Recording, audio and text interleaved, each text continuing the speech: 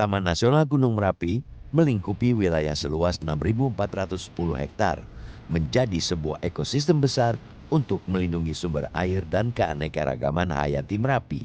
Sayangnya, kini ekosistem Merapi terancam. Kerusakan akibat penambangan ilegal mencapai 400,9 hektar atau 6,2% total kawasan.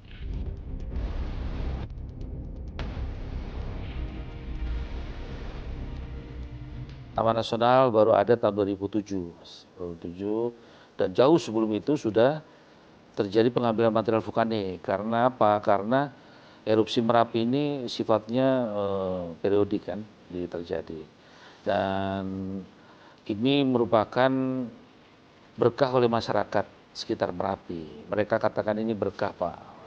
Kita pahami.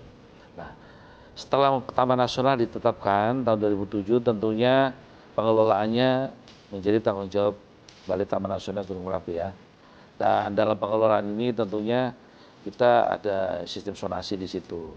Nah, pengambilan pasir saat itu masih di luar kawasan Taman Nasional, karena masih memenuhi kebutuhan ya di luar. Sehingga di dalam Taman Nasional itu tidak ada pengambilan pasir saat itu. Namun memang sejak erupsi tahun 2010 yang besar itu dengan memuntahkan material yang cukup banyak, kurang lebih 130-140 juta meter kubik itu, di situ siklus Merapi memang berubah.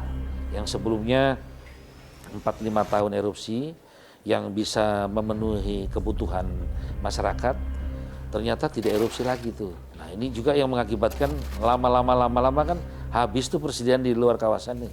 Nah, merangsak mulai naik sedikit naik. Ditambah lagi suplai demand terkait permintaan pasir untuk proyek-proyek pembangunan. Nah, itulah yang menyebabkan kenapa bergeraknya masuk ke dalam kawasan Taman Nasional, karena semakin berkurangnya deposit yang ada di luar Taman Nasional. Yang di depan. Dia pakai undang-undangnya tentang SDM dia. Muhammad Wahyudi menjelaskan, sebenarnya pertambangan bisa dilakukan di zona khusus yang sudah disediakan. Namun aktivitas saat ini tidak ada satupun yang berizin. Artinya kalau pengambilan material zona khusus itu tuh boleh atau tidak sih, Pak? Boleh. Memang pengambilan material itu nanti diarahkan ke zona khusus ini, diarahkan ke sini nanti melalui mekanisme yang sah, kan gitu. Saat ini kan tidak sah semuanya, tidak ada izin, belum ada izin kita, gitu. Banyak kemungkinan Mas, kalau ini hujan terlalu tinggi di Merapi, ini akan terjadi lahar. Seorang pengusaha tambang yang realitas temui mengaku kesulitan mengajukan izin pertambangan di kawasan Merapi.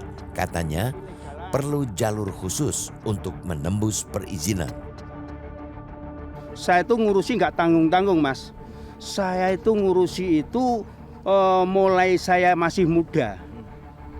Kawin beberapa punya anak satu, itu sampai sekarang hari ini punya cucu 6.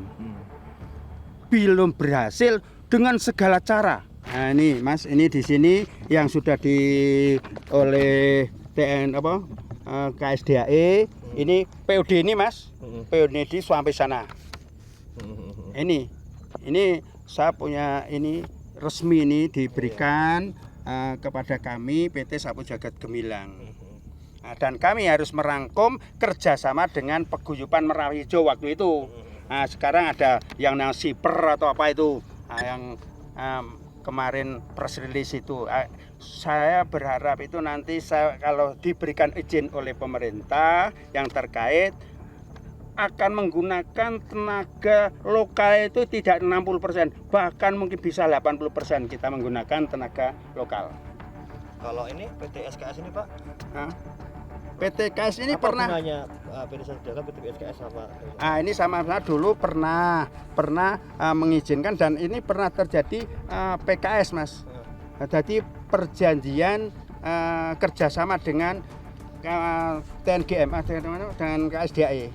Nah, tapi entah mengapa ini sekarang berhenti, mungkin habis waktunya. Oh sudah berhenti berarti? Sudah berhenti. Nah, Lah, konon saya untuk informasi bahwa satu sungai ini nanti cuma akan diberikan satu pengusaha. Tapi mengapa kami mau menindaklanjuti? Kok bahasanya itu sangat rumit. Kualitas pasir Merapi dianggap cukup mumpuni.